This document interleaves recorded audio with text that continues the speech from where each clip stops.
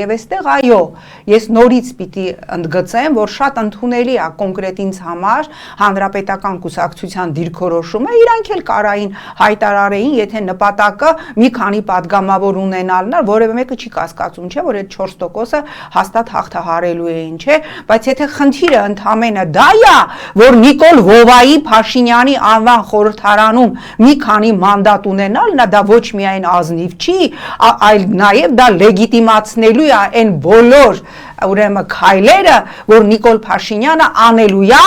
եւ հայտարարում է, որ անելու է, այսինքն վերացնելու է Հայաստանի երրորդ հանրապետությունը, եթե նաեւ ահա այս որակի ընդդիմության աջակցությամբ ինքը հնարավորություն ստանա, ոնց որ Արլեն Սիմոնյանն ասում, եկեք գրազ գամ, մենք սահմանադրական մեծամասնություն ենք ստանալու, այս իրավիճակում կարող է եւ ստանա։ Մեկ շաբաթից ավել է անցել ՀՀԿ-ի ԳՄ-ի առաջարկից։ Կա որևէ ռացիոնալ քննարկում իմպիչմենտի վերաբերյալ ի վերջո